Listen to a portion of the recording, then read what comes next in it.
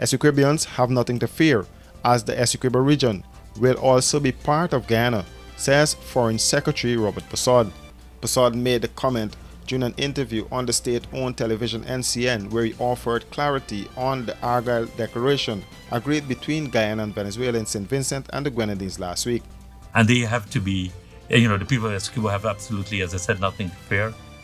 Essequibo will always and will forever be part and parcel of Guyana, because that has been clearly established from 1899, and we are very confident about our case going forward to the ICJ, and having Venezuela itself now bound and committed that they will respect international law, including the Geneva Agreement, I think is also a greater step in reassuring anyone who has. But I don't think there ought to have been any moment of doubt or fear by anyone in Guyana, particularly people who live in the Essequibo area.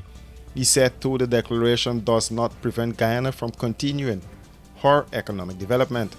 First of all, there's nothing in the declaration that restricts or in any way impede on Guyana exercising its sovereignty, that is, in terms of development of any part of Guyana, economic, physical, social development of any part, or infrastructural development. So there's absolutely no restriction, and that will continue.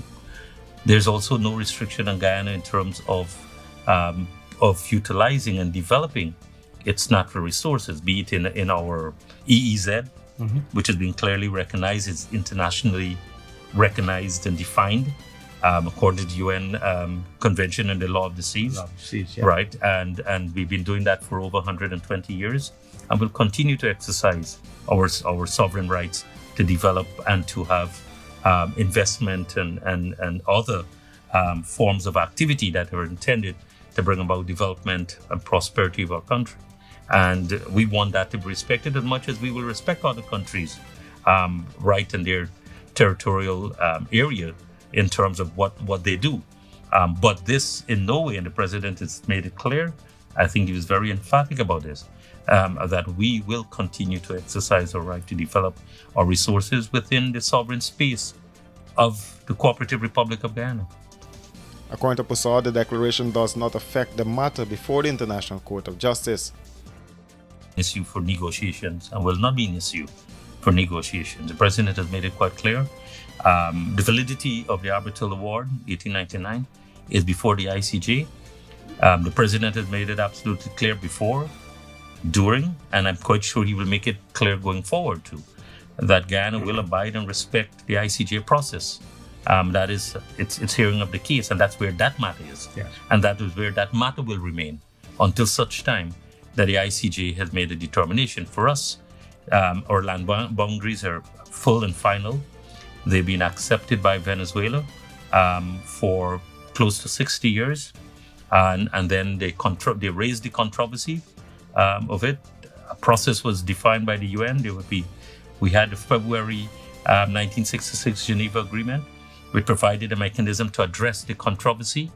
And that mechanism had various sequel to it that led to, as provided for by the Geneva Agreement, for the Secretary General to have taken the matter, since there's no movement in terms of putting the controversy to rest, to have the matter referred to the ICJ, and that is where it is, and that's where that matter will be addressed. Following the December 3rd referendum in Venezuela, where Venezuelans voted in favor of the annexing of the Essequibo region, CARICOM and the Community of Latin America and the Caribbean states organized a meeting between the two countries to maintain peace and stability in the region.